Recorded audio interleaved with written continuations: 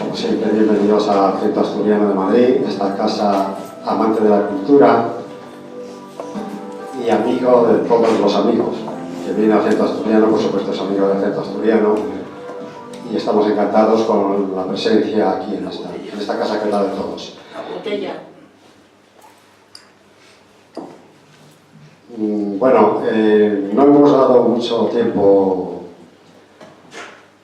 de garantía, de espera, porque hay un partido de fútbol luego a continuación y las aficionadas, porque parece ser que son aficionados los hombres y bueno, también mujeres les gusta el fútbol, para que podamos ver, yo también soy aficionado, algo del partido. Entonces, como la conferencia va a ser interesante y a lo mejor pues, puede ser que sea un poquito larga, vamos a ganar tiempo y entonces el tiempo ese de cortesía, o la redundancia, el tiempo de cortesía que íbamos a dar, como siempre, 10 minutos, lo adelantamos un poco. La conferencia que nos va a dar Isabel es muy interesante, por lo menos el tema, y luego ella lo hace más interesante todavía. Ya la conocemos de otras experiencias anteriores, es una mujer que se lo trabaja muy bien, lo prepara muy bien, lo sabe decir muy bien. Y vamos de flor a flor, porque de Isabel a Soledad, que el próximo martes tenemos aquí el martes de la poesía, otro acto interesantísimo. Aquí hay algunos muy seguidores, muy fieles, y los que no lo sean, yo les invito a que por lo menos lo prueben. Porque es como la tónica, si no se prueba nunca llegará a gustar. Pues esto hay que probarlo, si no se ha probado, porque muchos se van a enganchar. Es un programa interesantísimo, el que tenga afanes de rapsoda, de poeta incluso, y quiera subir a decir algo, ella tiene esa elegancia, esa comprensión con los amantes del arte, y tiene esa primera hora de tribuna libre, donde todos pueden expresar sus capacidades. Hoy decía... Gracias Andrés. De nada, Soledad. Bueno, ella está aquí, Soledad, la que la conoce ya, no tengo que presentarla, a los demás sí, se presenta. Isabel es una gran conferenciante, nos lo ha demostrado, y hoy no nos va a dejar mal, seguro que hoy va a ser igual o superior. Y tiene un presentador de lujo, aquí a mi izquierda, don José Rey Suárez, un gran poeta y un hombre muy informado que seguro que va a hacer una presentación interesante.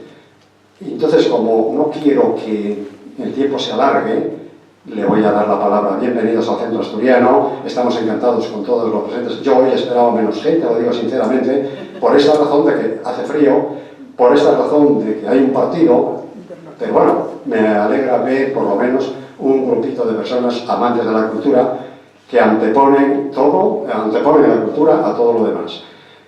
Dicho esto, bienvenidos otra vez y gracias por estar aquí.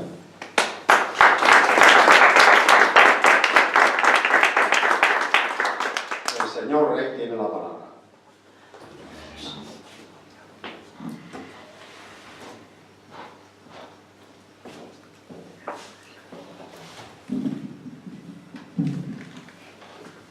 Muy buenas tardes a todos, señoras y señores, y bienvenidos a esta interesantísima que promete conferencia que será llevada a cabo por doña Isabel Morión.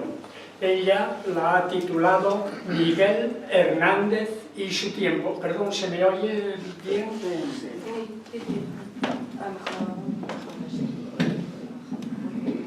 Vamos a ver. Gracias. Miguel Hernández y su tiempo. Por lo tanto, yo espero que salgamos de aquí muy satisfechos y a que saldremos, por supuesto, sabiendo mucho más acerca de la figura de Miguel Hernández, y a que la conferenciante, desde luego, es de lujo y la llevará a cabo de una manera brillante, espero. Entonces, pues, bueno, a mí se me ha concedido este honor de presentar a esta conferenciante de indiscutibles cualidades literarias. Isabel Morión nace en Santander un 6 de febrero, supuestamente que con frío y nieve en las alturas y que tanto embellece las ya de por sí magníficas y atrayentes montañas cántabras. Isabel es titulada en enfermería, quiromasajista, con diplomas de terapias alternativas, profesora en temas como reflexología poral especializada, cromoterapia. Ha dado cursos durante años en centros especializados en medicina natural y escribió numerosos artículos en revistas. En Verdemente, Natura, Espacio Humano, etc. Ha trabajado en el Centro de Medicina Natural Júpiter en su propio gabinete. Pero su pasión por la literatura es algo que le fascina desde edad muy temprana, inquietudes que ya comenzarían cuando hace el bachillerato en el Instituto de Santa Clara de su ciudad natal. Sin embargo, después de 2 años aprobados de la carrera de magisterio, se inclina por la enfermería, titulándose en la ya dicha especialidad.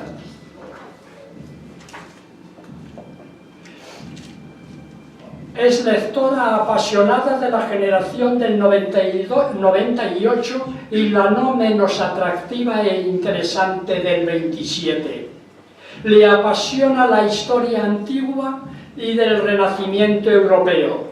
Ama la poesía, aunque tardaría en decidirse a escribirla, pero ha sabido aprovechar el tiempo de tal manera que parece haber estado escribiendo desde los tiempos infantiles, encontrando en dicho campo el mundo fascinante que de sí misma brota cual caudal inagotable.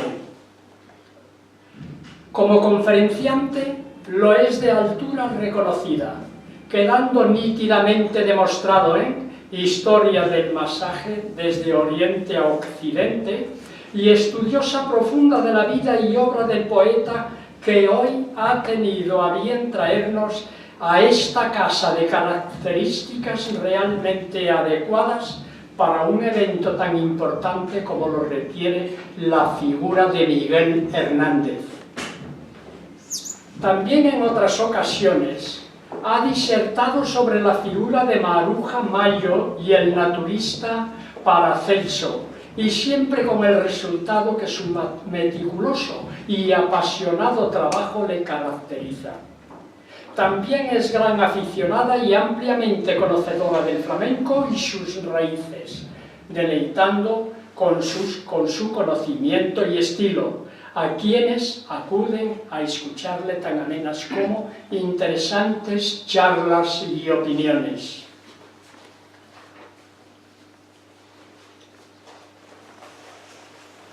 Igualmente lo haría acerca de la vida de Enrique VIII y sus 6 esposas, abarcando una interesante parte del Renacimiento en Europa. En fin, es lo que se dice una campeona, dando recitales y conferencias en los más variados y numerosos lugares: Ateneo de Madrid, en el de Santander, Biblioteca de Guadalajara, Consejo de Veterinarios, Casas Regionales, etc. De Isabel también se hace una mención muy especial en una importante antología, en la cual quedan recogidos sus 20 años como tertuliana y otras actividades, siempre relacionado con el arte. También el excelentísimo Ayuntamiento de Madrid la ha distinguido con uno de sus poemas titulado El Jardín, en el año 2009. Escribe en la revista Trampolín, Troquel, Internet, Arte y Cultura, y con participación en muchos otros eventos de interés, pero omito parte de su currículum con el fin de no extenderme en el tiempo, aunque de hacerlo más extenso se trataría de una más real y merecedora presentación. No obstante, no me permito pasar por alto lugares tan destacados como Café Gijón, Atelier, Café de Oriente y otros igualmente interesantes y bien conocidos, como lo es Rascamán, donde colabora activamente en recitales conjuntos.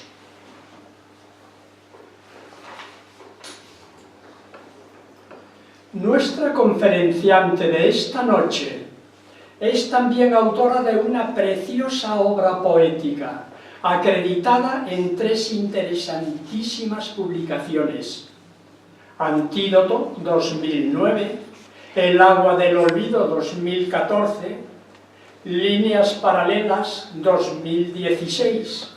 No voy a comentar la belleza de tan interesantes como sentidos poemas, pero sí diré lo siguiente. El primer libro, francamente bueno. El segundo, extraordinario. Pero, ¿y el tercero? El tercero es el arte que brota y se inspira en un corazón de mujer, colmado de poesía del más florido lirismo y sentimientos profundos.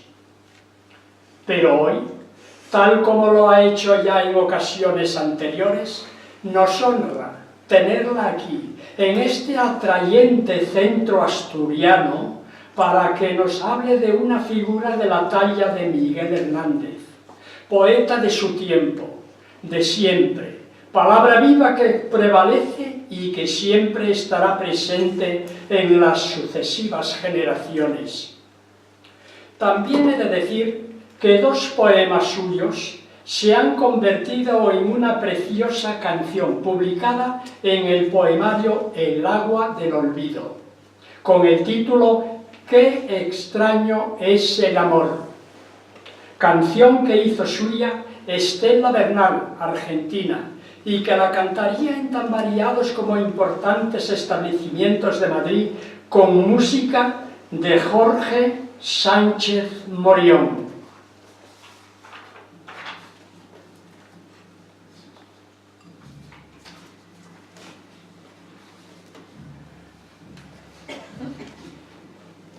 Isabel es incansable en proyectos literarios, de los cuales algunos es posible que no tardemos en verlos realizados, pasando a engrosar los anaqueles de sus ya importantes publicaciones.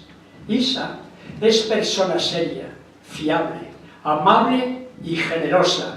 Hablar con ella resulta tan ameno como instructivo por sus grandes dotes y aficiones culturales. Es, además, una mujer divertida, de espíritu alegre y sensibles cualidades humanas. Ya termino, y tú, Isabel, a partir de este mismo instante, dispones de este hermoso escenario y nos disponemos a escuchar tu palabra con el permiso del señor vicepresidente. Suerte. Gracias.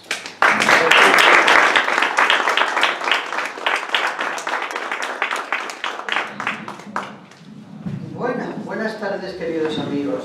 La verdad es que no me canso de escuchar a José, ¿eh? Hay que ver qué presentación más linda me ha hecho. Muchísimas gracias, José. Para no entretenernos mucho, porque la conferencia es larga, yo no puedo hacerla en menos, porque el tema es sumamente interesante para mí, creo que para vosotros también, porque yo he hecho una conferencia pensando en Miguel Hernández, poeta, y también en su tiempo. Entonces he cogido los 11 años increíbles de Miguel Hernández, desde el año 30 hasta el 42, que murió, toda su obra, pero no solamente su obra, sino lo que ocurría en esos años en este querido país nuestro, ¿no? Que era muy fuerte. Entonces es inevitable hablar de lo que pasó en esas fechas, porque la poesía de Hernández, según mi criterio, va unida a su vida, es paralela a su vida, no podemos separarla. No podemos hablar del rayo que no cesa y no contar qué pasó en esa época del rayo que no cesa. Yo pienso que esto es así. Bueno, voy a empezar con unos versos. Además es curioso porque yo llevo años estudiando a este gran poeta, que a mí me parece el más hondo de su generación, sin ninguna duda, de la generación del 27. Entonces, me encuentro siempre sorpresas. Cuando nos metemos en un tema y nos gusta, sea este o sea otro, y seguimos estudiando y tal, siempre encontramos cosas nuevas. A mí me ocurre con mucha frecuencia. Y me encontré un poema hace unos días que se titula Antes del odio, que es del cancionero y romancero de ausencias, de los últimos poemas de Hernández, de la última etapa de Hernández, porque él escribió, yo creo que hasta el día de su muerte, siempre escribía. Y he cogido unos poquitos de versos porque es muy largo. Dice: no hay cárcel para el hombre, no podrán atarme, no. Este mundo de cadenas me es pequeño y exterior. ¿Quién encierra una sonrisa? ¿Quién amuralla una voz? A lo lejos, tú, más sola, que la muerte, la una y yo. A lo lejos, tú, sintiendo en tus brazos mi prisión, en tus brazos donde late la libertad de los dos. Libre soy, siénteme libre, solo por amor. Es una parcelita de ese gran poema de Miguel Hernández. Y empezamos con la conferencia. Bueno, todos sabemos que Miguel Hernández nació en Orihuela en el año 1910, es un Escorpio. Es importante la astrología para ver la personalidad de la gente, ¿no? Era el segundo hijo varón de una familia de 4 hermanos. Su padre se llamaba Miguel Hernández Sánchez, su madre Concepción Gilabert Giner.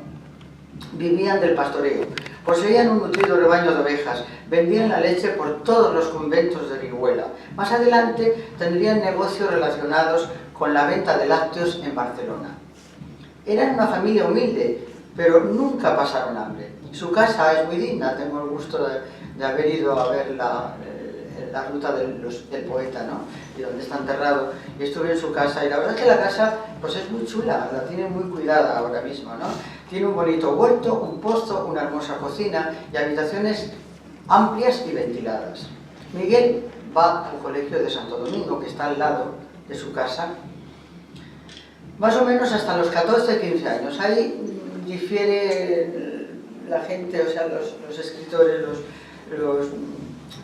un año, pero vamos, más o menos, supongamos que es hasta los 15 años, ¿no? Con esta edad, su padre decide sacarle del convento y ponerlo a trabajar con el nutrido rebaño, en contra de la opinión del prior, que le aconseja que siga estudiando porque es muy valioso e inteligente. ¿Me escucháis bien, por favor?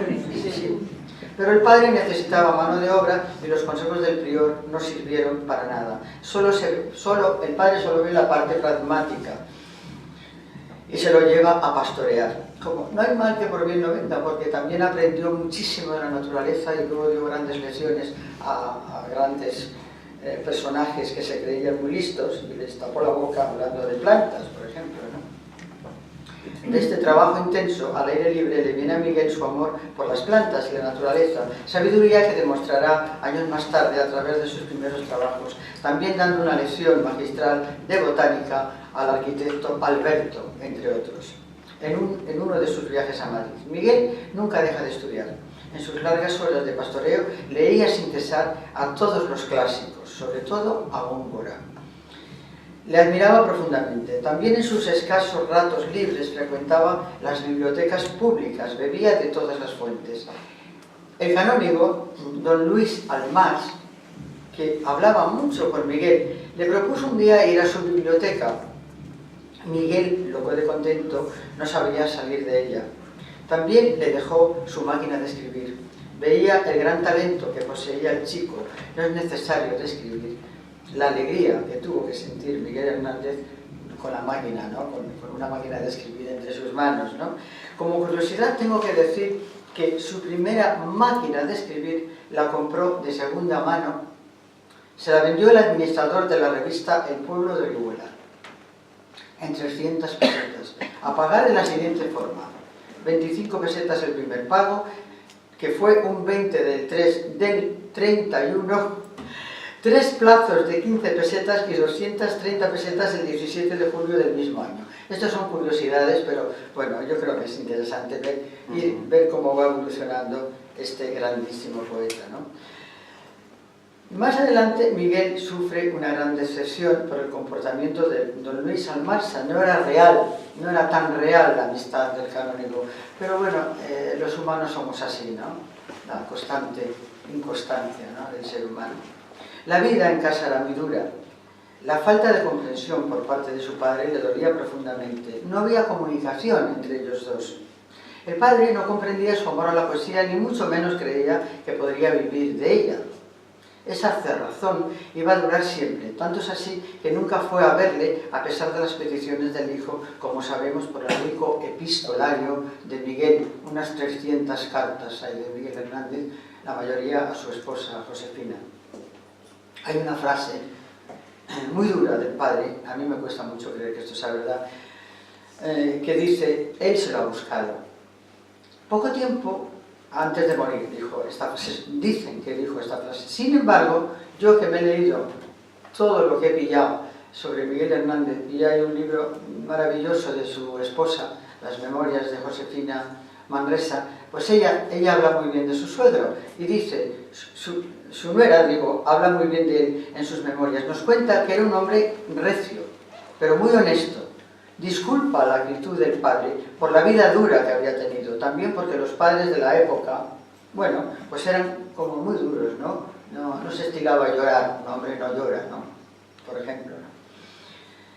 En la tertulia llamada de la Tahona conoce a Ramón Sige, amistad honesta y entrañable que durará hasta la muerte siempre de Ramón Sige.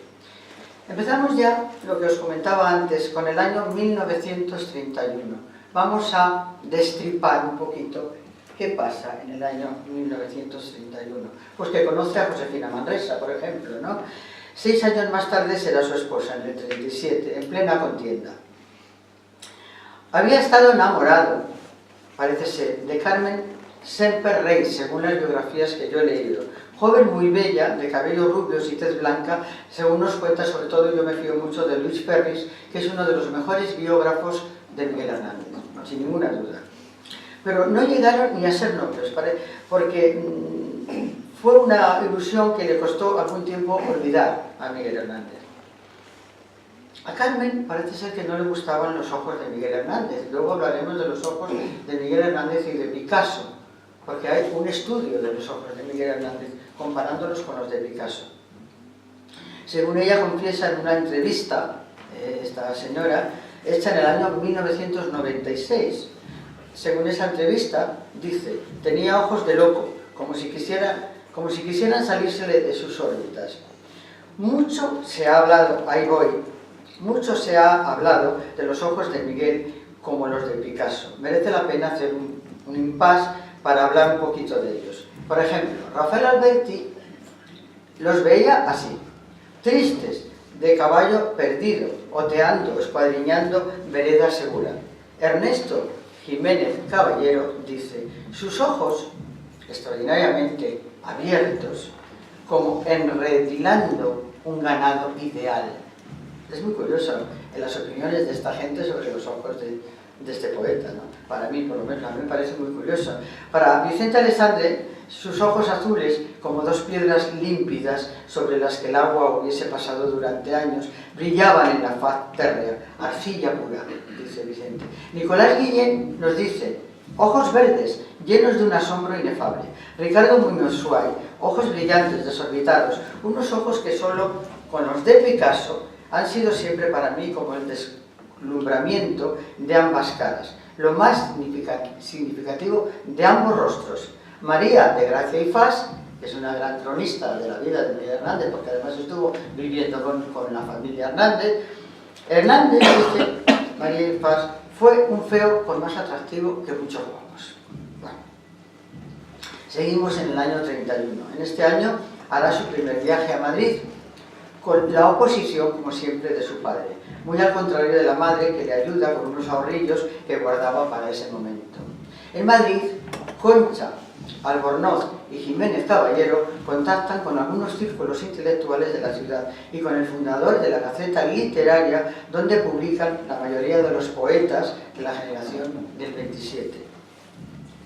Este primer viaje no es nada exitoso, es un auténtico desastre. No consigue trabajo. Después de 5 largos meses de sufrimiento, vuelve a Orihuela. Algunos biógrafos opinan que las penurias de este viaje, pasó hambre y durmió en la calle más de una vez, su salud se resintió. Aguanta como puede los sarcasmos de su padre, se refugia en las lecturas de los grandes del siglo XVII y también bebe de su generación. Gerardo Diego, por ejemplo, Lorca, Alberti, también leía con frecuencia a Rimbaud, porque leía en francés. Él aprendió a leer en francés y a traducir. En este año se proclama la República por votación popular. Lorca publica poemas del Cantejondo. Buñuel y Salvador Dalí firman la Edad de Oro. Por eso digo que suelo mezclar un poquito, decir alguna cosa interesante que ocurre en ese año, no solamente del poeta, sino lo que pasaba a su alrededor. Estamos ya en el año 1932. En este año comienza a darse a conocer. Publica Perito en Lunas. Ya en el año 27 ya publicó pues, un librito de poemas, así pues como muy sencillo, muy pastoril, digamos, ¿no? Perito en Lunas es un poemario de octavas reales publicado en Murcia. Le hacen muchas entrevistas, radio, periódicos de Madrid hablan ya de su talento. Y Ramón Sige nos dice: convierte el sujeto en objeto poético, porque su poesía es transmutación, milagro y virtud. En este año, seguimos nombrando a otros personajes, en este año Vicente Alessandre publica España como labios. Gerardo Diego, poesía española, dando identidad a toda esa generación maravillosa e irrepetible del 27. Tiene efecto también, políticamente hablando, la sublevación de Sanjurjo. Estamos en el año 1933. A Miguel se le va conociendo y respetando, colabora en la revista Begallo Crisis, escribe un auto sacramental: ¿quién te ha visto y quién te ve? Ni sombra de lo que fuiste. Este auto sacramental es publicado por José Bregamín en su revista Cruz y Raya, de gran prestigio en aquel momento. Tiene un éxito enorme de crítica. Todo el mundo comenta ya el gran talento del autor. Nos vamos al año 34. Bueno, aquí voy a tomar agua porque este año es importantísimo. Llegamos a uno de los años más interesantes del poeta. ¿Por qué? En este año, este hombre joven va a ser reconocido. Hará su segundo viaje a Madrid. Vivirá una loca pasión que dará pie a uno de los libros más interesantes de sonetos, desde luego, que es El rayo que no cesa. Vamos a desglosar este tiempo intenso que vivió el poeta. Creo que fue uno de los mejores de su corta y atormentada vida. Toda Orihuela habla de él. Hernández está mucho más seguro de sí mismo. Conoce a toda la generación, no solo la conoce, se integra en sus tertulias, se hace respetar. Neruda le ofrece su amistad, que va a durar siempre, a pesar de que hubo críticas posteriori, ¿no?, de que Neruda no le había ayudado, pero absolutamente falso. Es nombrado colaborador de las misiones pedagógicas, que consistían en abrir bibliotecas y escuelas para que el pueblo saliese de su gran ignorancia. Misiones que van a compartir con la filósofa y poeta María Zambrano, que le admira profundamente y dice de él: Miguel se empeña en ver amor donde hay mandíbulas y garras, egoísmo feroz, hombres que acechan a hombres. Eso lo dice María Zambrano. Creía en la humanidad, nos dice María Zambrano. En este año también conoce a José María Cosío, fundamental para su vida. Este le nombra secretario colaborador de la enciclopedia Los Toros. O sea, ya tiene trabajo, ¿no? Será un gran amigo y admirador siempre de Miguel. Le piden que colabore en la estupenda revista de Occidente. O sea, es un año prodigioso. Fundada por Ortega y Gasset. En una fiesta, vamos ahora a la parte más íntima, más anecdótica, en una fiesta dada en casa de Neruda, conoce a la pintora Maruja Mayo. Esta mujer, conocedora de aquella sociedad, le sacaba 8 años a Miguel Hernández. Maruja Mayo nació en el 1902. Conocedora de aquella sociedad, se fija en el joven poeta. Tan solo tenía 24, Miguel Hernández. Y le pregunta a Neruda, ¿quién es ese joven tan atlético? Porque Miguel tenía muy buena pinta, porque nadaba y estaba mucho al aire libre y era joven, entonces tenía muy buena pinta. Y le pregunta a Neruda, ¿quién es ese joven tan atlético? Es un poeta con muchísimo talento que está dándose a conocer. Y le recomienda a su amiga que le deje tranquilo porque está comprometido. Parece ser que esta pintora tenía fama de come hombres. Maruja Mayo le dice a Neruda que se lo presente. Así lo hace. A partir de este momento, el poeta y la pintora no se separan. Cuentan las crónicas del momento que había una pasión fortísima, sobre todo por parte de Miguel, que estuvo a punto de romper su compromiso con Josefina, como luego comprobamos leyendo a Josefina, que coinciden las fechas perfectamente con lo que nos cuenta. No nos olvidemos que Maruja era una mujer con muchísimo imán para los hombres, un poco mayor que él, bueno, un poco 8 años. Las malas lenguas, ya esto como anécdota, las malas lenguas comentaban que se había acostado con toda la generación del 27, y una buena amiga de Maruja Mayo le dijo, pues es así, menuda suerte ha tenido Maruja Mayo. No hay duda que esta mujer, con su talento y experiencia, volvió loco al joven poeta, hombre muy varonil y apasionado. Josefina, en sus memorias, nos cuenta cómo se enfrió la relación con Miguel por esas fechas. Duró unos 6 meses esta pasión. No era el mismo, nos dice, cuando volvió a Orihuela. No tenía mucha intención de casarse, no tenía ninguna. Le dijo claramente que no se quería casar. En ese momento no tenía mucha intención. Josefina no quería ni verlo. En este año también conoce a Vicente Alessandre, gran amigo que será toda la vida.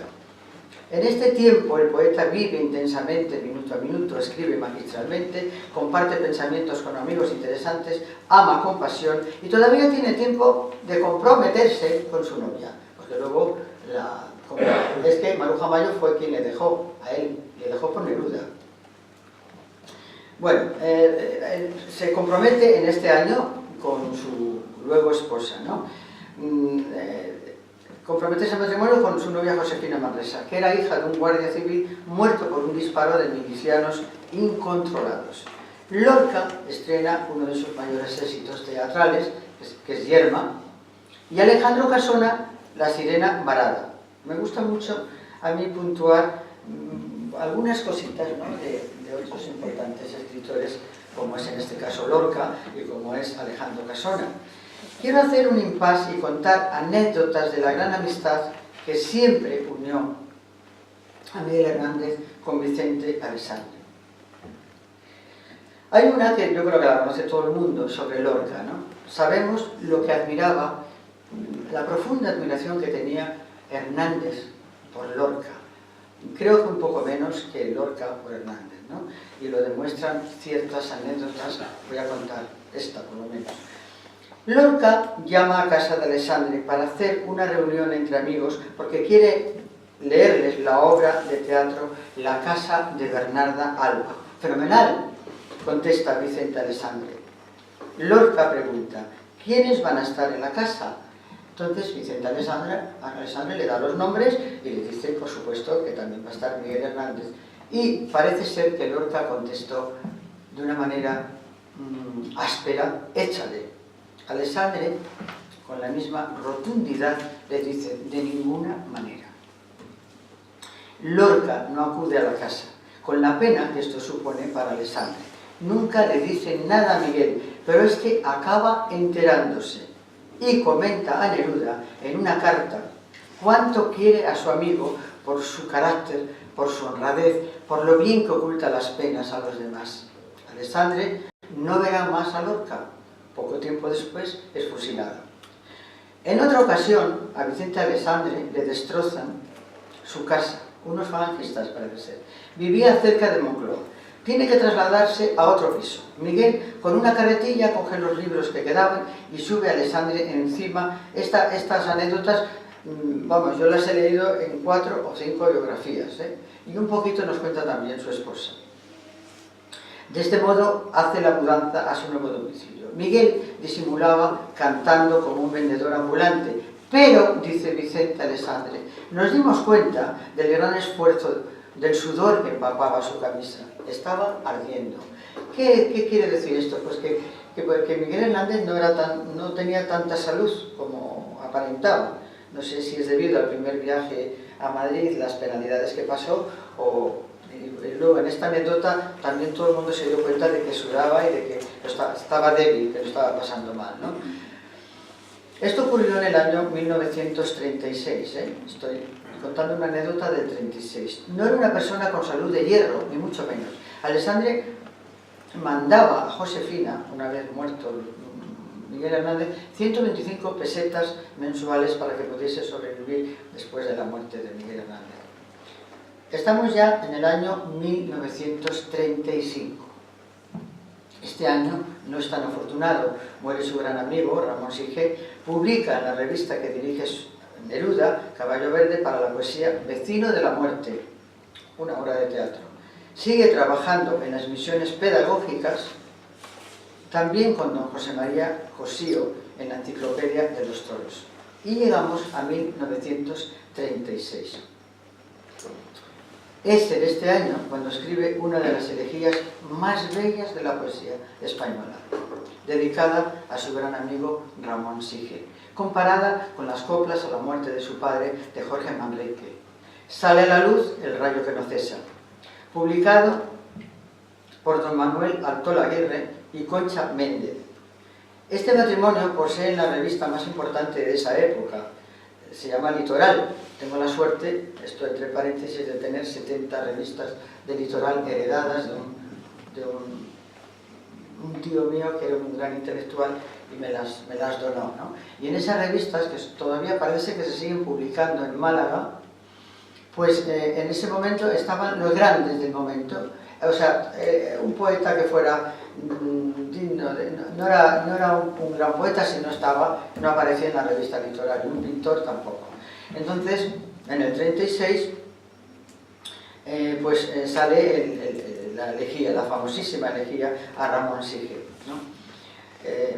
Y El rayo que no cesa, publicado por don Manuel Altola Aguirre y Concha Méndez. Este matrimonio, he dicho, pues en Litoral. En ella estaban todos los grandes de la poesía y la pintura.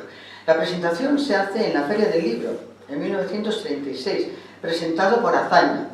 Se vende a borbotones, parece ser. Solamente superado la venta del rayo que no cesa por Manuel Machado con su obra Plomis. También publicado por Atolaguirre, por los mismos, por Atolaguirre y Concha Méndez. Seguimos en el año 36. Bueno, pues todo esto que os cuento, que es maravilloso, lo de la elegía, lo del rayo que no cesa. Vamos ahora a la parte, empieza la guerra civil, como sabemos, ¿no? Miguel Hernández se incorpora a la 11 División adscrita al 5º Regimiento, batallón de 12.000 hombres que comandaba Valentín González, apodado El Campesino. Esta división estaba bajo el mando de Enrique Lister. A su vez, esta división se divide en 3, que es la primera, la 9, la 1, la 9 y la 10. Digo todo esto porque Miguel está en el batallón 10, llamado División del Talento, dedicada a tareas culturales, a las órdenes de Pablo de la Torriente. Este hombre sería un gran amigo de Miguel Hernández. Y nos dice Pablo de la Torriente, el que comandaba el 10º regimiento o regimiento de El Talento.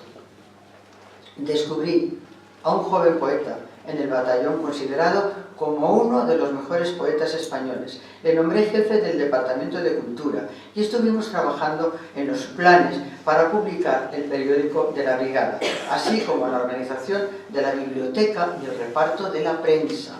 Miguel nos cuenta: conocí a Pablo una noche en Alianza, esperando yo a María Teresa León, que no venía. Esa noche nos hicimos amigos, bromeando como antiguos camaradas. El sentido de humor de Pablo era realmente irresistible. Quien estaba a su lado tenía que reír siempre, porque él sabía encontrar, como pocos, el sentido más grotesco de las cosas más solemnes. Yo le quise mucho, dice Miguel Hernández. Es evidente cuánto sintió la muerte de este amigo cuando leemos la elegía a Pablo de la Torriente, que dice en unos versos: me quedaré en España, compañero, me dijiste con gesto enamorado, en la hierba de España te has quedado. Actúa intensamente como miliciano de la cultura. ¿Qué hacía Miguel Hernández como comisario político?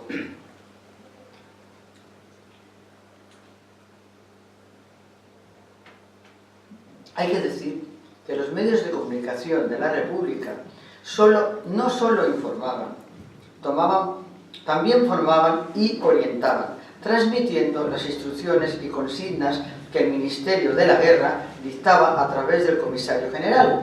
Miguel ocupaba un cargo de compromiso político, era comisario político, cuyas funciones le permitían y obligaban a colaborar en lo siguiente: reforzar la ideología, fomentar la militancia, mantener alta la moral de los combatientes, escribir textos que contribuyesen a desmoralizar, al contrario, tareas generales de la formación como alfabetización, distracción y entretenimiento.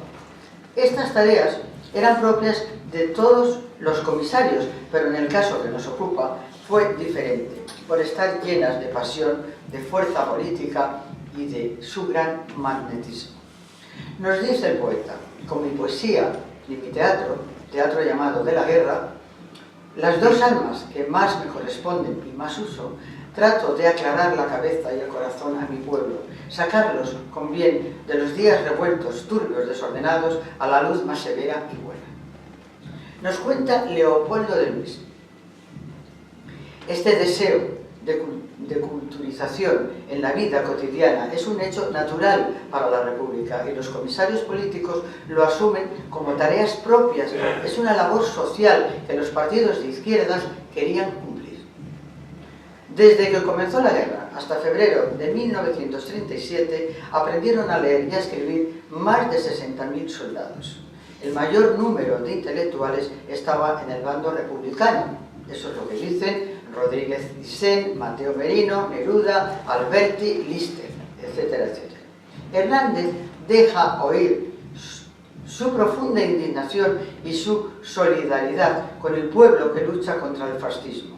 Este dolor embarga su yo poético continuamente. Se convierte en un actor social muy influyente con la fuerza de su palabra, lucha por un orden estético y social. Lo lleva haciendo antes de la guerra. No olvidemos las misiones pedagógicas que fueron anteriores a la guerra. Concentra todo su esfuerzo en la acción que quiere producir, cuyo discurso se ve dominado por la afectividad y la expresividad.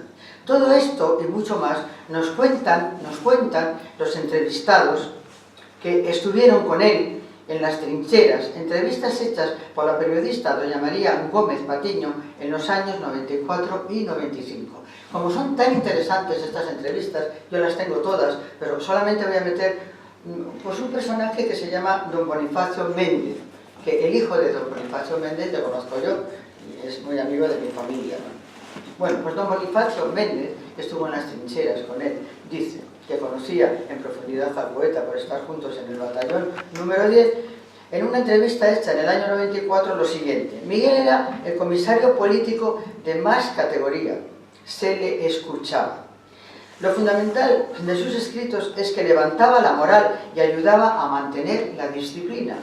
Miguel era un hombre lleno de pasión por todo lo que hacía. Siempre daba la cara, tenía un gran poder de captación. Su mirada era abierta y sus ojos grandes. En esta entrevista interesantísima para el libro Análisis de su discurso periodístico y político de esta periodista que acabo de nombrar, entrevistas a personas que estuvieron con él en este regimiento número 10 llamado del Talento. Seguimos con las declaraciones de don Bonifacio. El valor humano de ese chico era extraordinario. Él era consciente plenamente, sabía que luchaba, sabía por qué luchaba. Méndez Para Méndez, Hernández era mucho más que un poeta. Como miliciano de la cultura estaba vinculado a todas las brigadas. Sus artículos eran únicos, ofrecían razones para conseguir la victoria. Esto suponía vivir en alegría, conseguir una España libre, justa, con cultura y trabajo y libre del fascismo. Esto es lo que nos dice don Bonifacio. Don Antonio Buero Vallejo, que también compartió con él muchísimos años, o sea, estos años, impresionaba oírle. Sus textos no eran panfletarios, dice don Antonio. Llegaban a lo más profundo del ser humano. Coinciden con Méndez todos los entrevistados testigos de ese momento histórico. Todavía tenía tiempo de seguir escribiendo, lo hacía por las noches. Seguimos en el 36. En este año escribe Labrador del Aire. Sus armas eran la pluma y la palabra. Se produce el alzamiento del general Franco, como todos sabemos, comienza la guerra fratricida, muere Valle Inclán, asesinan al gran poeta Lorca y también a Calvo Sotelo. Estamos ya en el año 1937. Se casa con su novia un 9 de marzo. A los pocos días se va al frente de Jaén. En este mismo año asiste al segundo Congreso Internacional de Escritores Antifascistas, celebrado en Madrid y Valencia. Uno de los motivos por los que le condenan a muerte. En este congreso de intelectuales hay numerosas personalidades de toda Europa y también de Estados Unidos. Estos congresos se celebraban en un palacete en la calle Marqués del Duero, número 7. Marqués del Duero, no sé, yo no he ido nunca por ahí. Pues ahí, un palacete que hay ahí, en esa calle. Ahí se reunían. En este año viaja a Rusia, en representación de la República, claro. Regresa en octubre y escribe el drama Pastor de la Muerte. Si lo hubiesen dejado, hubiese podido demostrar su talento también como dramaturgo. Bueno, eso es una opinión mía. En este mismo año publica Viento del Pueblo, otro de los motivos por los que le condenan a muerte. Alemania e Italia se retiran del Comité de No Intervención. Bombardeo del pueblo de Guernica. Cae la presidencia de Largo Caballero. Le sucede Negrín, que será el último presidente de la República, trasladando el gobierno a Barcelona. Todo esto ocurre en el año 37. Neruda publica España en el corazón. César Vallejo publica España aparta de mí este cáliz. Este año está lleno de trabajo, el poeta tiene mucha prisa por hacer cosas, presiente que su tiempo va a ser muy corto. Era inagotable en sus muchísimas tareas. Estamos en el año 1938. Nace su primer hijo, que morirá poco tiempo después de una infección intestinal. Le hace un bellísimo poema, Hijo de la Luz. Se llama Manuel Ramón. Este poema forma parte de un trabajo de 4 poemas bellísimos dedicados a sus hijos y a su mujer. Hijo de la Luz, Hijo de la Sombra, Hijo de la Luz y de la Sombra. Unido al que le dedica a Josefina, a mí me parece el de Josefina es una preciosa demostración de amor en toda regla, que se titula Yo no quiero más luz que tu cuerpo ante el mío. Preciosa colección de poemas de sus últimos años. Seguimos en el año 38, publica El hombre acecha. Es que no paraba, era una cosa tremenda. El legado que nos ha dejado en 11 años es tremendo. Publica El hombre acecha, batalla de Teruel y el Ebro. Se divide la zona republicana en 2. Estamos ya en la fase tremenda, espantosa, de Miguel Hernández, que es desde el año 39 al año 42. Estos 4 años hay que desglosarlos con mucha calma y entender el sufrimiento enorme, bueno, lo que estaba pasando, ¿no? Vamos a ver. En estos años la pena de muerte, conmutación y conmutación. Y turismo carcelario. Turismo carcelario lo pongo entrecomillado porque es una frase de Miguel Hernández cuando le escribía a su mujer, porque tenía un sentido del humor que yo, increíble, cuando lees las cartas, increíble, y decía que, nena, no te preocupes que estoy haciendo turismo carcelario. Estos últimos 4 años del poeta están llenos de injusticias y grandes sufrimientos.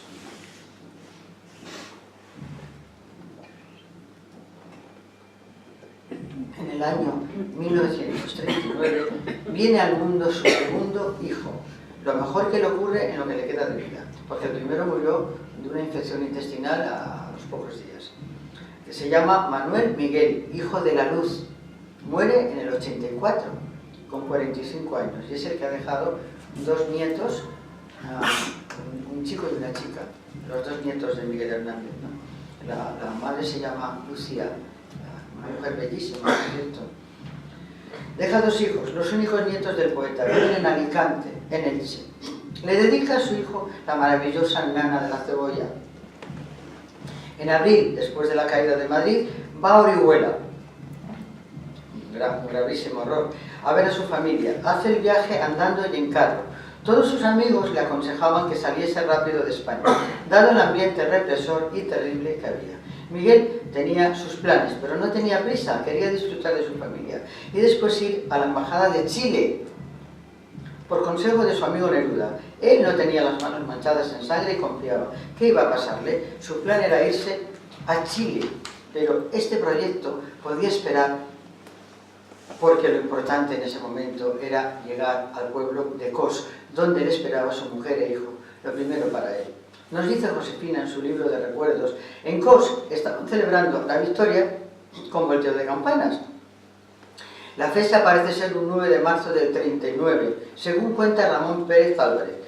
Luis Almás, vicario de Orihuela, volvemos otra vez a Luis Almás, que a mí me parece personalmente que le ayudó mucho. Le ayudó muchísimo, porque ya hemos visto, ¿no? Le dejó su biblioteca, le dejó su máquina de escribir en los primeros tiempos, ¿no? Y en este momento le aconseja que su estancia en Cos sea breve. Miguel sale de Cos un 23 de abril. Su estancia, dadas las circunstancias, es muy larga. 1 mes y medio estuvo en Cos, mucho tiempo. ¿Qué nos indican estos datos? ¿Que era un imprudente? Rotundamente no. Lo que indican estos datos es su buena fe, su confianza en las palabras dichas por Franco, que nada tenían que temer los que no tuviesen delitos de sangre. Miguel se lo creyó. Por fin sale de Cos con rumbo a Sevilla con 200 pesetas. En una carta a Cosío le explica que piensa reunirse con Guillén y otros amigos, pero Guillén se había ido a Norteamérica en julio del 38. Decide irse a Cádiz y espera encontrar a Pérez Clotet, supuesto amigo, poeta y supuesto amigo. No le ayuda Clotet, por miedo, porque no quiso. Al no conseguir los contactos que esperaba, decide irse a Portugal. Muy mala decisión. Desde Huelva escribe a Josefina una postal con fecha 29 del 4 del 39. Le pide que se cuide mucho para cuando se reúnan. Él espera será muy pronto. El poeta elige muy mal el país para protegerse, nada menos que una dictadura como la de Salazar.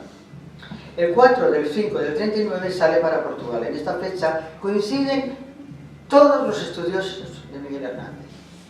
El 4 del 5 de mayo del 39. Cruza la frontera por Rosal de la Frontera. Nos dice Neruda en un bello poema. Aquí comienza a que la ajusten lentamente. Comienza a que la justicien lentamente. Parece ser que vende un reloj que le había regalado su gran amigo Vicente Alessandre, un regalo de boda. Y vamos a ver, y el comprador le conoce y entonces le denuncia. Eso es lo que dicen sus biógrafos. Justo en este punto comienza un auténtico calvario que le llevará a la tumba. Miguel, hombre libre, perdedor de una guerra que nunca quiso ni entendió, tiene que huir de su país. Familia y amigos, cuando estaba empezando a saborear los resultados de su trabajo, a ser reconocido y respetado por su talento. El primer interrogatorio es bestial. Se lo hacen en el depósito municipal de Rosal de la Frontera. Dura 10 horas. Hasta el punto le apalean que su orina es sangre. En ese brutal interrogatorio se impone el deseo de supervivencia y dice verdades a medias. ¿Qué más daba lo que dijese? El proceso contra él era imparable. Es importante entender el gran sufrimiento de este hombre de 28 años. Su único delito era ser de izquierdas, se lo van a hacer pagar muy caro. Comienza su periplo carcelario, condena de muerte incluida. Por eso digo que estos 4 años son de una intensidad y de un horror tremendo, y él sigue escribiendo y escribiendo.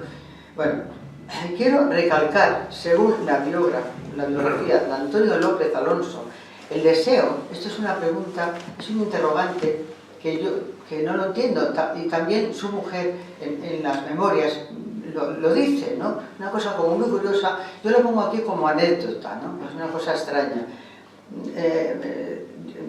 Vamos a ver, quiero recalcar, según la biografía de Antonio López Alonso, el deseo de que se declarase culpable de la muerte de José Antonio Primo de Rivera. No sé si habéis oído algo de esto. Aquí hay un entendido en Hernández también, José Rey. ¿Tú no has oído esto? ¿No has oído este tema? Sí, ¿verdad? Bueno, por eso. Josefina, en su libro Recuerdos de la viuda de Miguel Hernández, lo comenta. ¿Por qué? Le dijo algo su marido, presentía que le querían inculpar, era más que un presentimiento. Bueno, una cosa, a mí me produce una pregunta, ¿no? Y nadie sabe respondérmela, ¿no? Volvamos a los siguientes interrogatorios. Siguen siendo inhumanos con palizas constantes. Miguel declara que es el autor del Viento del Pueblo. Se siente muy orgulloso de ser escritor y poeta. No niega que fue soldado, no niega nada. Pienso yo, que no tenía nada que ocultar. Los motivos. Ahora vamos a los motivos que alegan para condenarle a muerte. Punto 1. Su labor intelectual durante la guerra en misiones pedagógicas y ser comisario político, que ya hemos explicado qué era, cómo estaba él de comisario político. Punto 2. Sus recomendaciones a la resistencia contra el invasor. Punto 3. Gozar de amistades literarias y formar parte de la alianza de intelectuales antifascistas. Punto 4. La defensa y crítica por el asesinato de García Lorca. Dice de Lorca, Miguel Hernández, es uno de los hombres de mayor espiritualidad y grandísima figura del teatro clásico. Lo considera a la altura de Calderón y Lope de Vega. Su gran altura humana, esto lo digo yo, lo demuestra esta defensa a un poeta que nunca le estimó relativamente. O sea, le miraba un poco por encima del humor. Miguel no puede más y pide por favor que le dejen descansar, que no sigan coaccionando. En la diligencia de determinaciones y remisión, los que le interrogan afirman, es de suponer que este individuo haya sido en la zona roja uno de los muchos intelectualoides que exaltadamente ha llevado a las masas a convertir todo tipo de desafueros, si es que él mismo no se entregó a ellos. Comienza aquí el ajusticiamiento lento. Como dice Neruda, empezaron a torcerle su destino. Transcribo parte de una carta a su mujer. La detención ha sido mi culpa, cuando le detienen en Rosal, ¿no? En Portugal. Transcribo, la detención ha sido mi culpa, por no traer la documentación debida. No es nada importante. Reclamo a Orihuela para poder estar pronto con vosotros. No te preocupes, nena. Solo es una imprudencia mía que tiene sus riesgos. O sea, él en realidad era optimista. O sea, no sé. Tenía ese corazón de niño que solo tienen los grandes hombres y confiaba. Luego ya empezamos a recorrer las cárceles. Cárcel de Torrijos en Madrid, ingresa un 15 del 5 del 39. Comienza una actividad. Aquí sí ya empieza a ver que las cosas son gordas, ¿no? Que ya está encarcelado, ¿no? Febril, para poder salir. Escribe a Cosío. Carta fechada un 20 de mayo. Dice, es preciso, le dice a Cosío, que nos veamos. Fuerza un poco tu tranquilidad por mí. Es seguro que no saldré hasta que no se aclare mi actitud honesta. Y esto puede ser cuestión de mucho tiempo. También presiona a Josefina. Dime si hacéis gestiones ahí. Podéis conseguir avales de importancia. No es el hombre ya confiado de antes, está muy inquieto. Claro, que no es para menos, ¿no? Con lo que le estaba pasando. Ya tenemos al poeta procesado, después de un sinfín de trámites, que no vamos a contar, porque solo son papeles para dar al proceso un barniz de legalidad. Se hace cargo del proceso un tal Martín Gallardo. Hay otro interrogatorio celebrado el 6 de junio del 39 con sumarísima urgencia. Aquí Miguel se muestra tal como es. Reconoce sus ideales antifascistas, no se siente para nada identificado con la causa nacional, es más, piensa que no puede hacer feliz a España. Fue realmente valiente, dado el clima primitivo y represor de aquel tiempo. Vamos a analizar los avales que le apoyaban, porque le apoyaba mucha gente, ¿eh? Por ejemplo, Juan Bellot, José María Cosío, Luis Almarza, el canónigo, le apoyaba, Ernesto Jiménez Caballero, Rafael Sánchez Meses. Todas estas personas querían ayudar. Bellot hace una defensa maravillosa maravillosa, la ha leído al pie de la letra y maravillosa, como si fuera su padre, ¿no? Belloz hace una defensa estupenda en ese momento. Más adelante se inhibe, bueno, pero bueno, le defiende muy bien.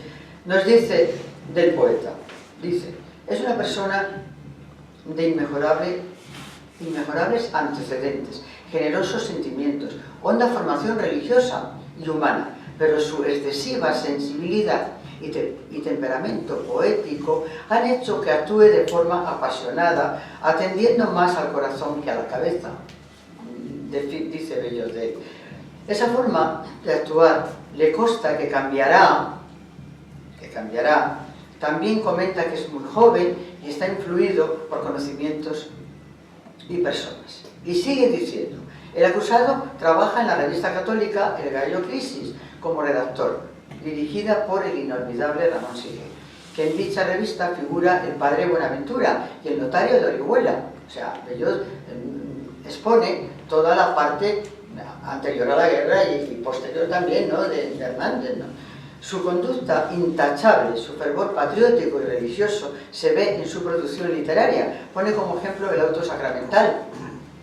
Está muy claro, esto lo digo yo, que le defiende muy bien, poniendo el acento como es natural en el sentido religioso. No olvidemos que Belloz era secretario de las Jons. Es una defensa protectora como haría un padre con su hijo. Lo curioso es que más tarde, cuando lo necesita para la conmutación, no lo tuvo personalmente, porque Hernández quería que estuviese en ese juicio, ¿no?, de la conmutación de pena de muerte, y Belloz se disculpó con un viaje, ¿no? Pero bueno, no hay que olvidar lo bien que le defendió en este juicio, ¿no? La permanente impermanencia, digo yo, que es la vida, ¿no? Los seres humanos somos así también. Después de esta defensa, el poeta va a recibir un ataque durísimo de un compatriota de Orihuela, del alcalde de Orihuela llamado Patacorta. Es increíble lo que dice. Se ensaña con él de una forma injuriosa. Sus declaraciones están llenas de veneno. Transcribo textualmente. Dice Patacorta de Hernández: su actuación desde la proclamación de la República ha sido izquierdista, más aún marxista, incapaz por temperamento de acción directa de violencia en ningún momento. Eso es lo que dice su gran enemigo. Incapaz de violencia. Es que es muy curioso. Dice, le está atacando de una manera espantosa, pero está diciendo que es incapaz por temperamento de acción directa de violencia en ningún momento. O sea, digo, su peor enemigo afirma que Miguel no había cometido violencia alguna. Lo dice de forma negativa, como si eso fuese un defecto. Y continúa. Pero sí activísima propaganda comunistoide y que durante la Revolución, entre comillas, ha publicado numerosos trabajos en toda clase de periódicos, revistas y también fue agregado al Estado Mayor de las Brigadas Campesinas. Hace años se le conocía como el pastor poeta y ahora se le conoce como el poeta revolucionario. Antonio López comenta: de todos modos, daba igual, así se las gastaban los vencedores. La legalidad estaba montada en todo un aparato represor, institucionalmente aprobado. La jurisdicción militar. Estos hechos son calificados como delitos graves, todo lo que aporta el alcalde de Orihuela, Patacorta. El sumario 20.001 ya tiene protagonista. 20.001 ya tiene protagonista. Un poeta bastante ingenuo, incapaz de usar la violencia, un auténtico genio de la pluma, es condenado a muerte. Miguel, desquiciado por tanta injusticia, dice la verdad, pero en este caso la verdad no le hará libre, físicamente, claro, porque no coincide con los que han ganado, que son quienes juzgan la verdad, no importaba nada. Como marido, su comportamiento es muy bueno, a juzgar por las múltiples cartas a Josefina, más de 300. Cuídate, amor, en algunas cartas textual. Cuídate, amor, ya falta menos en ese reloj que nos marca el tiempo a los dos. El minutero avanza muy deprisa. Pronto todo habrá pasado y todos serán besos y volar de palomas. O sea, él tenía la esperanza de que todo se iba a terminar, todo este horror, ¿no? Es emocionante leer sus cartas llenas de amor a pesar del dolor que llevaban dentro. En otra carta se comprueba su sentido del humor. Le dice: paso mis buenos ratos, le dice a su mujer, expurgándome, que familia menuda no me falta nunca, y a veces la crío robusta y grande como garbanzos, le dice. Todo se acabará a fuerza de uña y paciencia, si no acaban antes conmigo, pero son muy poca cosa para mí. Y aunque fueran como elefantes, estos bichos que quieren llevarse mi sangre, los haría desaparecer del mapa de mi cuerpo. Pobre cuerpo, dice, entre sarna, piojos, chinches y sin libertad, sin ti, Josefina, y sin mi Manolillo del alma, no sé qué postura tomar. Al fin tomo la de la esperanza que nunca se pierde. Textual, palabras textuales, Provoca mucha ternura esta carta, llena de sentido del humor y de una profunda tristeza. Conmutación de la pena de muerte. Al cabo de 6 largos meses encarcelado y de estos juicios que hemos ido viendo, le quitan la pena de muerte por 30 años de cárcel. Esto ocurre un 25 de junio de 1940. Las fechas bailan dependiendo quién lo cuente. Guerrero Zamora, por ejemplo, nos dice que fue un 9 de julio del 40. Ramón Pérez Álvarez, el interesado, no es informado hasta el 28 de agosto, o sea, 2 meses más tarde. Si esto ha sido así, como parece, es una auténtica felonía. Agustín Sánchez Vidal no entra en el apartado de intenciones, pero está de acuerdo con Ramón Pérez. ¿Por qué le conmutan la pena de muerte? Bueno, esto se lo debe absolutamente a Cossío. Este apartado es complicado. Voy a tratar de sintetizarlo lo máximo. Juan Bellot, que también le había defendido, no mueve un dedo en la conmutación, algo bastante extraño. Se disculpa alegando que no podía por estar de viaje. Miguel le pidió su presencia en el juicio. Transcribo una carta de Hernández a su mujer. Me esperaba que Bellot no se atrevería a garantizarme como yo quería. No hace falta, por suerte ya, pero podéis ver cuán pocos amigos son de verdad. Por favor, no me dé recuerdos suyos. Es una manera muy cómoda de cumplir y sabes que no me gustan los cumplidos. Está lleno de decepción por el comportamiento de este supuesto amigo. También se inhiben Víctor de la Serna y Borrás. Según nos cuenta Santiago Pontañón, no contestaron a la petición de ayuda. Guerrero Zamora acusa a Neruda de no preocuparse de su gran amigo. Esto es falso, absolutamente falso. ¿Qué hizo el chileno entre los meses de enero a agosto? Meses terribles en que el poeta pedía ayuda desesperadamente. Cuesta muchísimo creer que Neruda no se preocupase por la vida de Hernández. Siempre demostró mucho cariño y respeto por su amigo. Analicemos. Le ayudó siempre, publicaba en su revista Caballo Verde. Cuando leemos a Neruda se descubre su gran admiración. Dice: yo lo conocí cuando llegaba en alpargatas y pantalón de pana desde Orihuela. Publiqué sus versos en mi revista. Me entusiasmaba el destello y el brillo de su abundante poesía. Miguel era tan campesino que llevaba un halo de tierra en torno a él, dice Neruda. Era ese escritor salido de la naturaleza, como una piedra intacta, con virginidad selvática y arrolladora fuerza vital. Como no tenía de qué vivir, le busqué trabajo. Continúa. El recuerdo de Miguel no puede escapárseme de las raíces del corazón, dice Neruda. El centro de los ruiseñores levantinos, sus torres de sonidos erigidas entre la oscuridad y los azahares, eran para él presencia obsesiva. Su rostro era el rostro de España. Sus ojos quemantes, ardiendo dentro de esa superficie quemada y endurecida al viento, eran 2 rayos de fuerza y ternura. Sí que se preocupó Neruda, hasta el punto de hablar con altos cargos de la Iglesia francesa. Coinciden en esto Ferris, López y Custet. Nos dice Neruda: en 1000 años de poeta errante puedo afirmar que la vida no me ha dado contemplar un fenómeno igual de vocación y de eléctrica sabiduría verbal. Nos cuenta todo esto en su biografía y sigue. Pasó el tiempo, la guerra comenzaba a perderse. Los poetas acompañaron al pueblo en su lucha. Federico ya había sido asesinado. Miguel se había transformado en un verbo militante. Buscó refugio en la Embajada de Chile. Durante la guerra había prestado asilo a unas 4.000 personas, la Embajada chilena. El embajador en ese momento era Carlos Morland. Jung le negó el asilo cuando se decía a su amigo.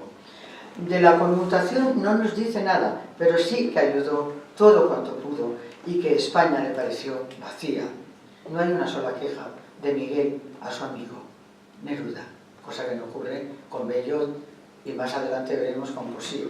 No ocurre lo mismo con otros amigos. Es posible que quizá no hiciese todo al 100%, pero no hay ninguna duda de que no se inhibió y de todo el cariño que le profesaba. Se ve muy claro en estos versos. A Miguel Hernández asesinado en los presidios de España. No estoy solo desde que te has muerto, dice Neruda. Estoy con los que te buscan, estoy con los que un día llegarán a vengarte. Tú reconocerás mis pasos entre aquellos que se despeñarán por el suelo de España. Que sepan los malditos que hoy incluyen tu nombre en sus libros, los dámasos, los gerrados, los hijos de perra, silenciosos cómplices del verdugo, que no será borrado tu martirio y tu muerte caerá sobre todo su luna de cobardes. Neruda está herido de verdad por la muerte de su amigo. Hay que tener en cuenta la negativa del embajador, de la embajada chilena. Cosío, decisivo. Es evidente que le ayudó muchísimo en la conmutación. Fue clave Cosío. Sin Cosío no hubiese habido conmutación de pena de muerte, porque Cosío era muy amigo del general Varela, ministro del Ejército. Con este general y otros militares trabajó Cosío para la conmutación. También quiso llevarlo a su casa de Tudanca. Yo conozco la casa de Tudanca de Cosío, que es una maravilla, es una casona increíble con una biblioteca. Pues allí le quiso llevar Cosío a Miguel Hernández. ¿Por qué la enemistad de Miguel con Cosío? ¿Era un desagradecido Miguel Hernández? Para nada. Ocurre lo siguiente. Cosío no se conformaba con la conmutación. Le parece indecente los 30 años de cárcel. Quiere su total libertad. ¿Cómo conseguirla? Pues de la única forma posible, mintiendo y firmando un documento apoyando al régimen, sin ejercer ningún tipo de beligerancia política. Esta condición la aceptaron muchos escritores, muchos intelectuales que nos exiliaron, pero había que firmar eso y pedir perdón. Cosío le quería mucho, pero no le conocía bien, eran muy diferentes. Uno era un burgués y otro un antiburgués. Miguel nunca le perdonó el chantaje, según él, según Miguel Hernández, que le proponía. El documento, además de fidelidad, también pedía arrepentimiento. ¿De qué? El poeta se revuelve al pensar lo poco que le conoce. Él no iba a cambiar sus principios por nada. Cuando se lo propone, Hernández, muy encolerizado, contesta de este modo: es increíble lo que me propone, como si Miguel Hernández fuese una prostituta barata. Cosío fue vital para su corta libertad. Le dolió muchísimo el enfado de su amigo, que va a durar hasta su muerte. Josefina no le nombran en las memorias.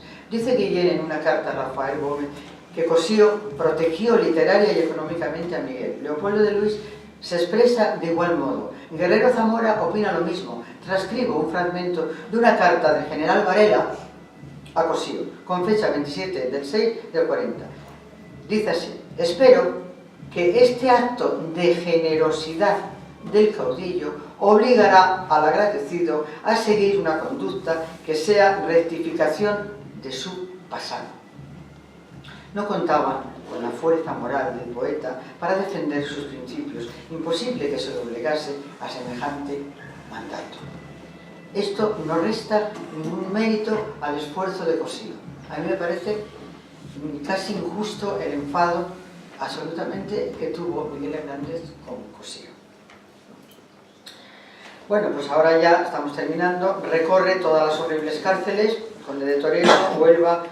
En Palencia, en Ocaña, es donde escribe el cancionero y romancero de Ausencias, ¿no? Es en este penal de Palencia donde enferma, porque hacía un frío espantoso, la falta de alimentos, le trasladan al reformatorio de adultos de Alicante, y aquí contrae el tifus, que deriva en tisis y pleuresía. quiero anotar que antes de que le trasladasen aquí Josefina y su cuñada, una hermana, una sobrina de Miguel Hernández está por ahí y me lo ha contado también, estuvieron peleando porque le trasladasen. Todavía había alguna posibilidad de salvarle la vida, ¿no? Para curarle. Y pidieron ayuda al Marsa, al canónigo, pero este se cayó. No dijo nada y dejó que el tiempo corriese. Lo que sí dijo a la hora de morir, que para trasladarle se tenía que casar por la iglesia con Josefina, cosa que Miguel Hernández también quería, para que su mujer tuviese luego los derechos y todo esto, porque el patrimonio en ese momento civil no servía de nada, ¿no? Y así ocurrió. Bueno, pues nada, al cabo de muchos días de petición de su mujer, al final le trasladan a la enfermería del reformatorio, donde muere un 28 de marzo del 42, como todos sabemos. Quiero comentar unas citas, y ya estamos terminando, que creo que son de suma importancia, de gente de todos los pensamientos, ¿no? De todas las ideas, lo que opinan de Miguel Hernández. Por ejemplo, nos dice Antonio Buero Vallejo: es un poeta necesario, la más honda intuición de la vida, del amor y de la muerte brota de su frente. Comparable a Jorge Manrique, a San Juan de la Cruz y a Machado. Sigue, su conducta intachable. No olvidemos que Buero fue compañero de celda de Miguel Hernández. Tanto es así que si le ofrecían comida y él no podía devolverla, no la admitía. Se nega, bueno, lo acabo de decir. Nos dice que deseaba haber visto a Miguel Hernández en la Real Academia sentado a su lado. Antonio se sabía de memoria los poemas de su última etapa. Opina que son versos que ya no cantan, ni rugen, solamente dicen. Son poemas premortales, con los que alcanzará la más desnuda y lúcida hondura. Y sigue. Miguel era creyente, pero de un Dios cósmico que tenía su trono en toda la naturaleza que el poeta adoraba. Leopoldo de Luis nos dice: no fue perfecto, sino joven, en evolución, que asciende en constante camino de perfección. Era un gran defensor de los derechos humanos. Cosío nos dice: es el poeta de más fuerte personalidad y de mayor aliento de toda su promoción. Su conducta exaltada en el conflicto fue digna de respeto de todos por su gran humanidad y limpieza.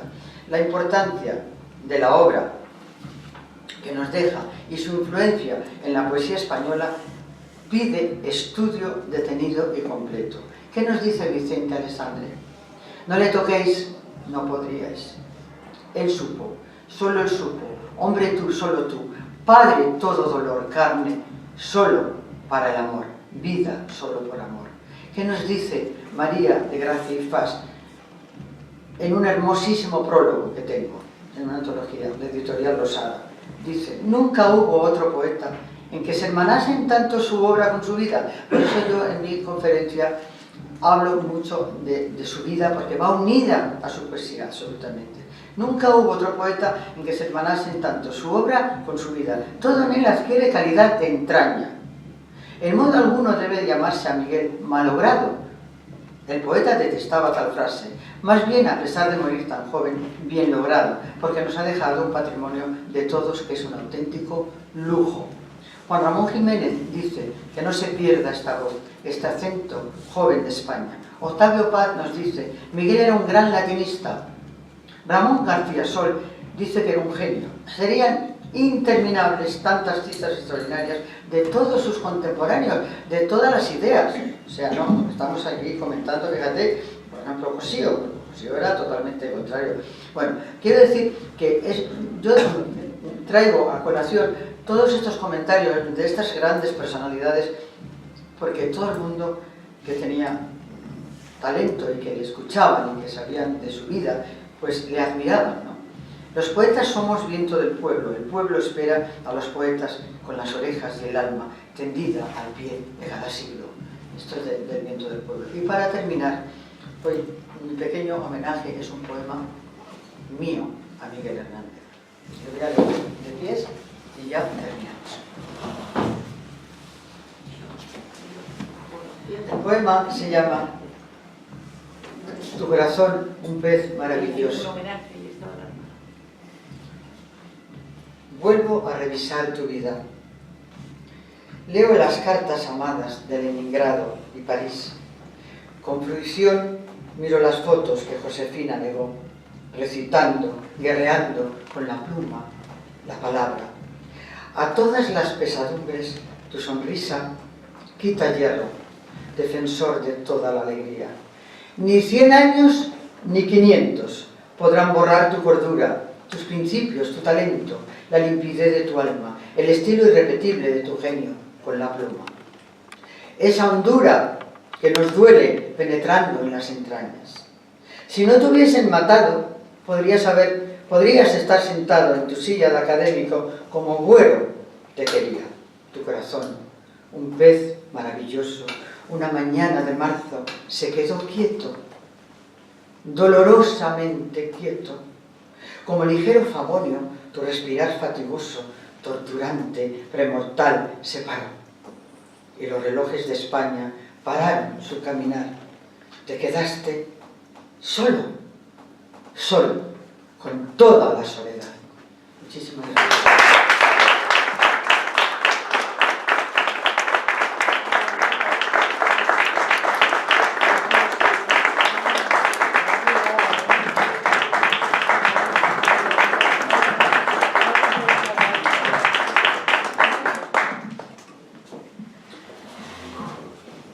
Bravo. Gracias. Muchas gracias Isabel por tu magistral conferencia. Isabel ha estado generosa, sumamente generosa. En esta conferencia nos ha demostrado además lo muchísimo que ha trabajado, la cantidad de pasos dados, pero además una conferencia perfectísimamente estructurada y que no solamente nos habló de Miguel Hernández en sí, de su poesía, de su categoría como tal, sino que nos ha dado también una auténtica lección histórica. Ella no ha escatimado esfuerzo en esta conferencia. No quiero decir nada más, no vale la pena, porque ya lo han oído todos ustedes. Nada que reprochar y mucho que agradecer a Isabel en esta tarde-noche inolvidable. Por cierto, creo que todos nos iremos muy contentos, porque sabemos mucho más de lo que sabíamos acerca de Miguel Hernández, su obra y su talento. Gracias.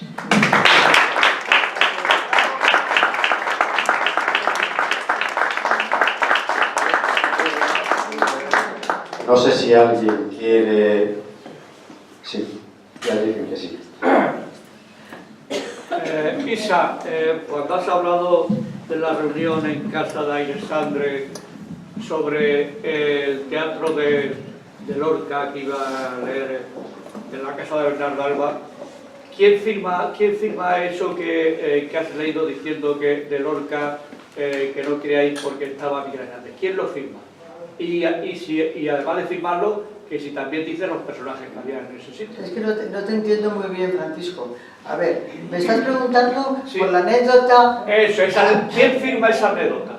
Ah, ¿que quién la firma? Pues no, la firma... Yo lo he leído en 4 o 5 libros por lo menos. 20, pero ¿quién lo firma? Pues por ejemplo Ferris, que es uno de los grandes biógrafos de Lorca. Aparte de Lorca, de Hernández. Sí, no se trata del biógrafo, bueno, o el biógrafo... No, y Neruda también comenta eso, porque Hernández se entera de esa historia a través de Neruda, porque Vicente Alessandre no le dice nada de lo que había pasado con Lorca, ¿no? De que Lorca le comentó que le echase de la casa, que no quería estar allí con él. Es una anécdota muy sabida.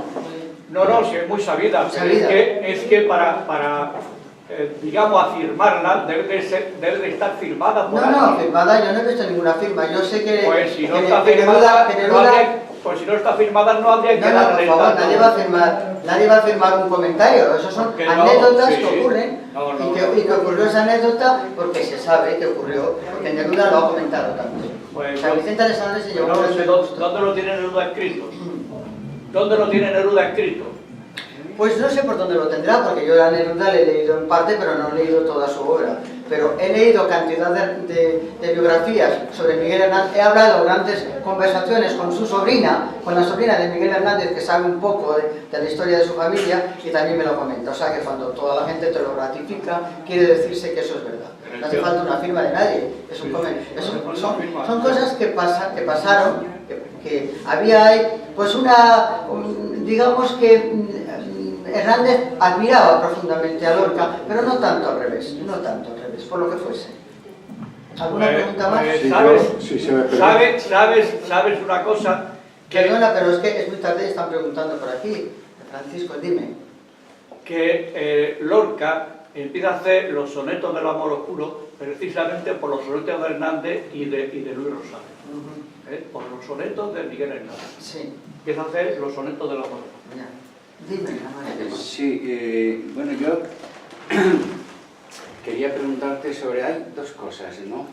Una de ellas es que Miguel Hernández era muy querido por todos los intelectuales y gente del régimen, y querían realmente sacarlo de la cárcel. Lo que pasa es que pedían un gesto de él, pedían algún gesto, y él pues estaba muy empecinado. Sí, tienes Y razón. una de las cosas por parte de la Iglesia se le quería, cuando ya estaba muy malito, para curarle. Y lo que le pedían era que se casara, y se resistió hasta el final. Cuando se casó, pues ya lo sacaron y entonces lo llevaron y ya era tarde. No, Manuel, perdóname. Esa es la idea que yo tenía. Manuel, perdóname, pero él quiso casarse por la Iglesia por favorecer a Josefina. O sea, a él no le costó nada decir sí por la Iglesia a su mujer, porque sabía que sí, que él se estaba muriendo y que si no ocurría eso, pues Josefina se va a quedar en la calle absolutamente, ¿no? No iba a tener derechos de autor ni nada de nada.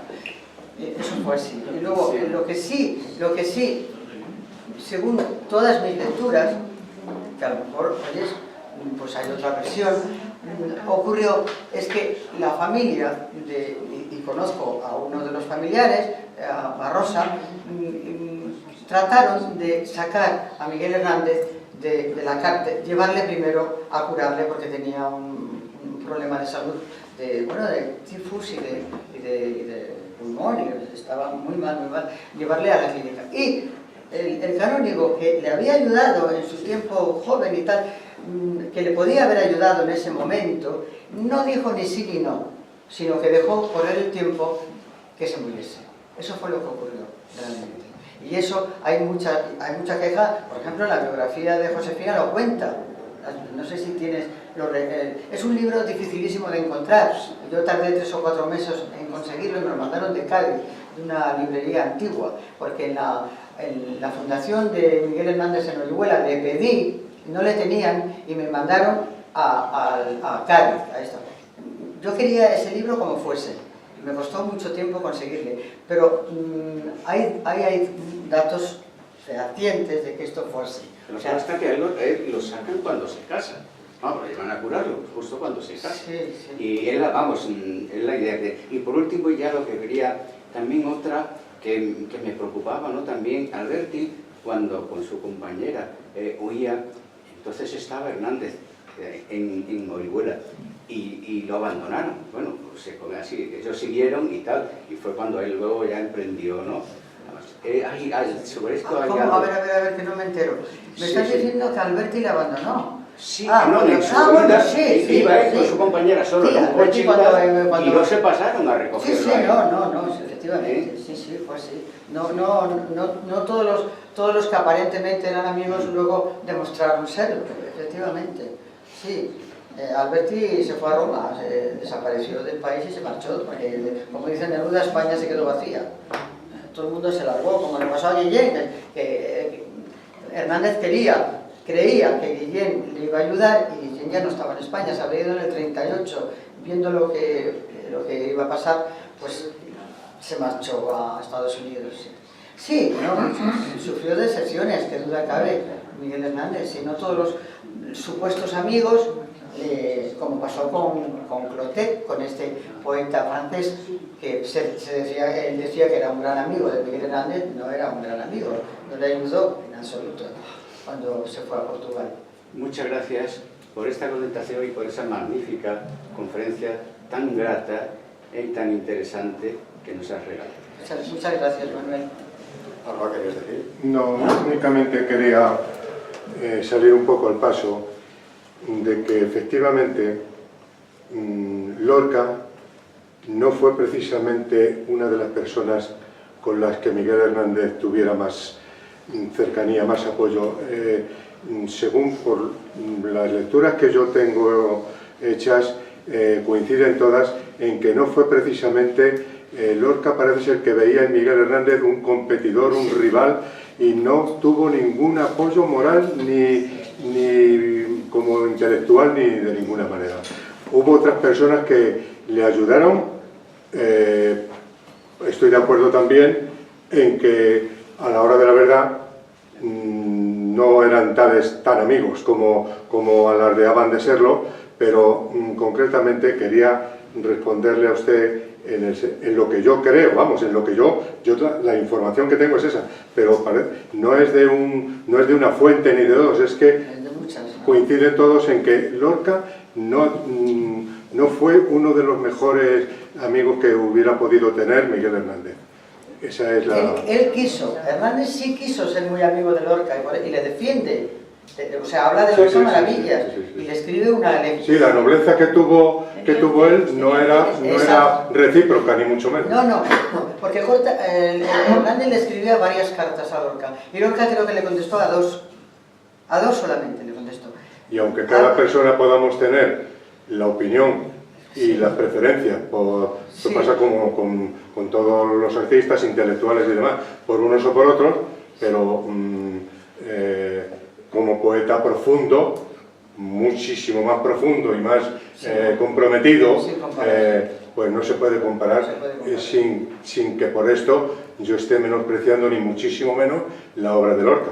Por supuesto, en absoluto. Únicamente lo que quiero decir es que su poesía, la poesía de Miguel Hernández, para mí es de mucho más quilates. A mí me pone Hernández los vellos de punta, cosa que Lorca no me pone, eso es la realidad. Bueno, muchas gracias a todos. Bueno, pues muchas Creo gracias. que hay muchos enterados en Miguel Hernández, cosa que es muy bonita porque... Pero la conferencia a mí me ha encantado y con algunas pequeñas discrepancias que pueden existir, siempre es lógico.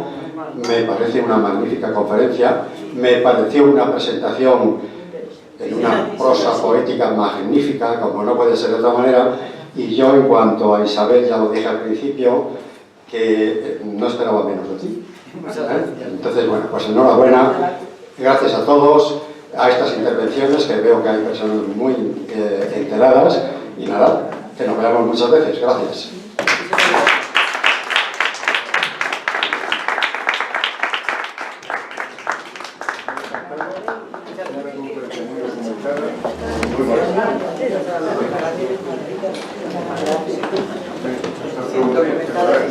No está de más.